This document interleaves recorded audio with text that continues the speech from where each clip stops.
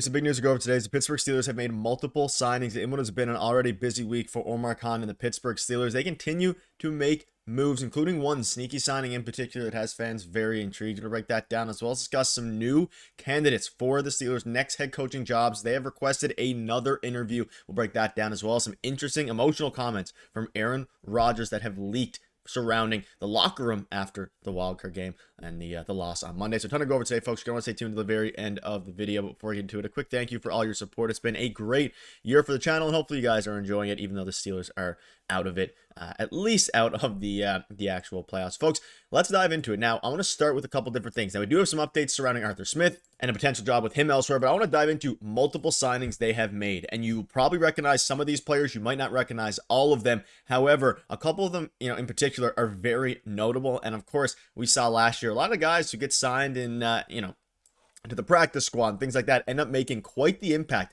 on the team in the following years. But let's dive right into it. Now, you can see here, there's a bunch of players signed, whether that be Max Hurlman, Lou Nichols, and I'm going to dive into one player right now. But before I get into it, a quick reminder, folks, this video is brought to you by Kalshi, and if you download it using the link below and enter code DIGESTNFL, you'll get $20 when you trade your first 100. And Kalshi is the largest prediction market in the United States, and on their platform, you can trade real-life events, sports, elections, news, pretty much everything. And whether you're in California, Texas, or anywhere else, Kalshi is live in all 50 states. And for us sports fans out there, you can trade in game outcomes, playoff chances, or player performances, all on a regulated market where you can cash out at any time. And you can even trade on who you believe the Pittsburgh Steelers' next coach will be. Currently, the odds are Chris Shula, 48% chance. You can go trade yes or no on that. And folks, it's genuinely a smarter way to use your sports or news knowledge, and you can close positions whenever you want. So download Kalshi with the link in the description, and don't forget to use partner code DIGESTNFL. Yes, code DIGESTNFL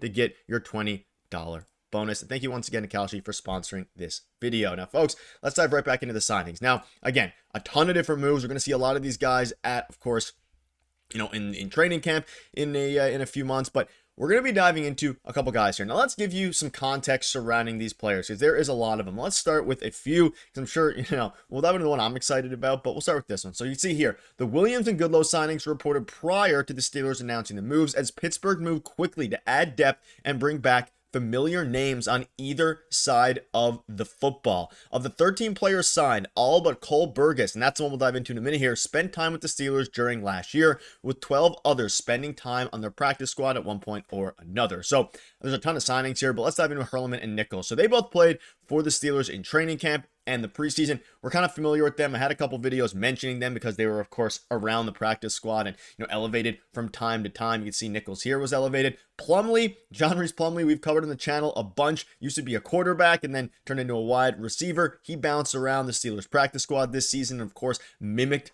Caleb Williams during their game, and they got absolutely pumped, which was pretty ironic. And then there's a few other guys here as well. And I want to dive into Williams. He made it through training camp with Steelers last year, was undrafted, and now, of course, he's back on the practice squad, which is all very encouraging. They also signed a couple other guys, depth in their long snapper position, and most of these signings are depth pieces at this point, because you look at kind of what every team is doing right now. If you're eliminated from the playoffs, you're looking at obviously the big moves, the big picture, which is the Steelers getting a head coach, and then the Steelers obviously looking at, most importantly, getting another wide receiver and adding some more depth to that, and probably getting an actual wide receiver too to help out whoever their future quarterback is going to be.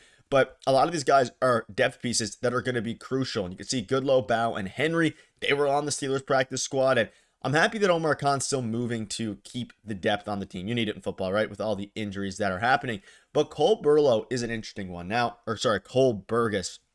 He has played some games with the, on the Cincinnati. He was in the Cincinnati Bengals organization. You can see here is a former wide receiver for the Bengals, and he was actually undrafted, of course, signed with the Bengals. Never actually got into an NFL game, but he's only 25 years old. And of course, out of these players, most of them, helping the D-line, helping the O-line as well. He's the only wide receiver outside of John Reese Plumlee who is kind of was out of this bunch of signings. And keep an eye out on him. Do I think he's going to be someone who's going to make a huge impact next year? Maybe not. But anytime that you can sign a wide receiver with depth, it's going to be crucial. Now, we saw, what's the future of Roman Wilson? That's up in the air. But out of these players, the one I'm keeping the most close eye on, it is Cole Burgess, and see what he can do, especially with whatever coaching staff gets brought in. Arthur Smith, like I mentioned previously, is probably going to be headed elsewhere, either for a coaching job somewhere else, head coach or elsewhere. But yeah, a lot of signings, a lot of different positions. Daquan Hardy, guys that we've seen actually elevated and play for the Pittsburgh Steelers, and also some new guys, the most notable one being Cole Burger. So let me know down below what your thoughts are on this.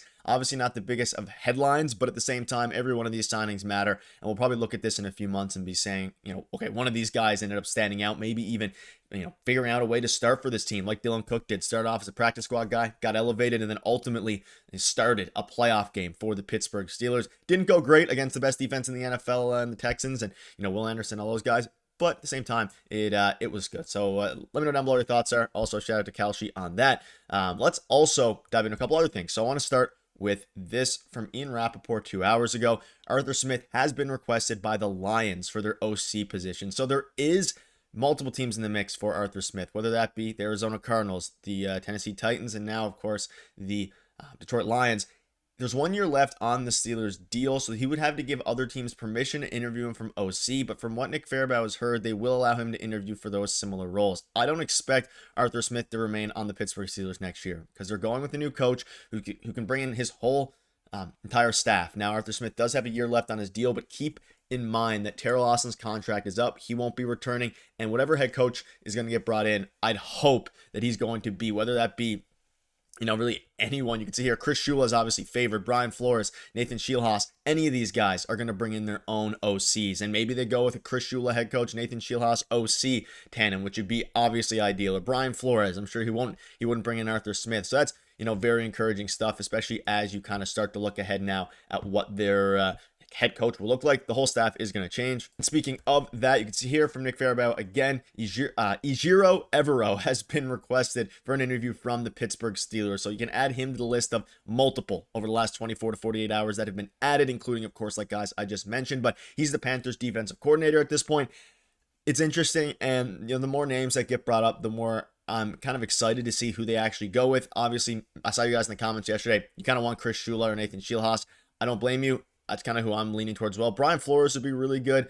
Once again, a defensive-minded coach, similar to Mike Tomlin in some ways, but Brian Flores obviously led the Vikings to a top 5 defense with, last year, and really, you could argue some people think that he made that defense or helped that defense overperform compared to the talent there. But ultimately, it's gonna be interesting to see what happens on that front. And before we do wrap up, I want to kind of break down this new, emotional quote that came out. So apparently, an emotional Aaron Rodgers was telling Mike Tomlin he was sorry in the locker room following the loss. And he said, inside the team meeting room on Tuesday, Rodgers, through sobs, mustered a 2-word message to deliver to his coach. I'm sorry, I'm sorry, I'm sorry. And this was, of course, on Tuesday when Mike Tomlin was giving the message to his team that he was stepping down. So obviously, it was a great tenure for Mike Tomlin. He's going to be a first ballot, he's going to be a Hall of Famer, right, ultimately. So he doesn't have much else to coach for. First ballot Hall of Famer as a coach. But at the same time, he didn't do his job this year necessarily. Neither did Aaron Rodgers. And Aaron Rodgers, he did the best he could at 40, early 40s. His body couldn't keep up with his mind. Still has the best mind in football. But let me know down below what your thoughts are on all this. We're going to keep you up to date every step of the way. Thank you guys for watching. We'll see you later.